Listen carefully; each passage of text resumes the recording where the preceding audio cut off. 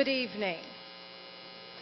Tonight, I stand before you as the proud great-great-great-granddaughter of an African who was enslaved in the United States of America until he summoned the courage to fight for his freedom.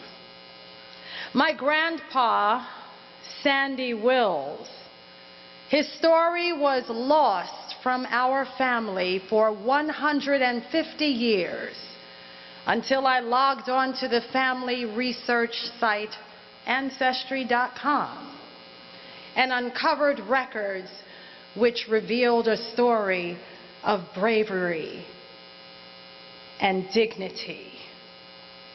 Sandy was purchased on a slave auction block when he was a mere 10 years old, snatched from his mother, his father, and all the people he held dear, and transported to the Wills Plantation in Haywood County, Tennessee. During his stay, he bonded with 5 enslaved boys, and 13 years later, they all escaped together to go fight for their freedom as members of the United States Colored Troops in the 4th Heavy Field Artillery based out of Columbus, Kentucky. They fought and saw freedom at last in 1865. But the story did not end there. Although slavery had ended, its evil twin, Jim Crow, took its place. And my grandparents, also born in Haywood County, Tennessee, did not know, and Jim Crow taught them not to care about their African legacy. As I write in my book, Die Free, A Heroic Family Tale, one of the devastating impacts of Jim Crow was that the system not only despised Africans, but it taught blacks to despise themselves.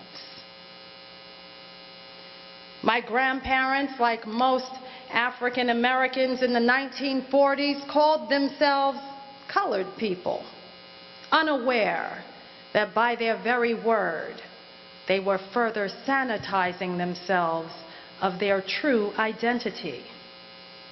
They were Africans, plain and simple.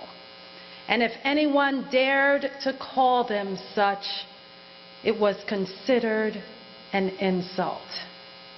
Jim Crow, you see, had made Africa a dirty word.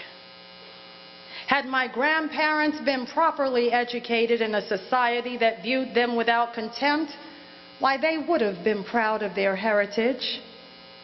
When my grandmother danced in the Holy Spirit inside a Pentecostal church, she was wholly unaware that the motions of her fancy footsteps were set in motion long ago in Africa.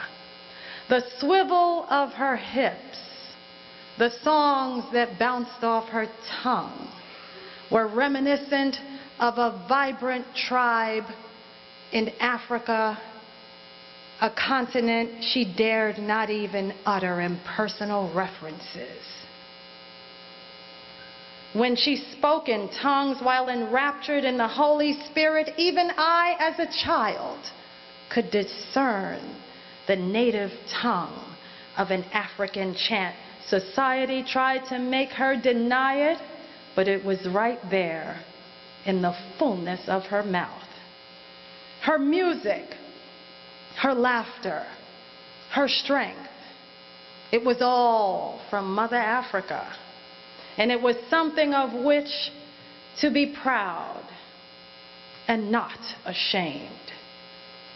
Well, today, I stand before you in this great hall to tell you that her granddaughter is not ashamed.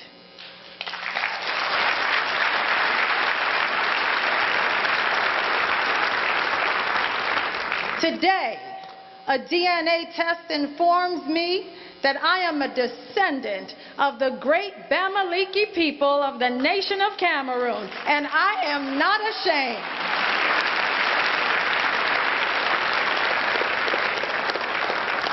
Today, I remember the millions of victims of the transatlantic slave trade, those who made it and those who did not.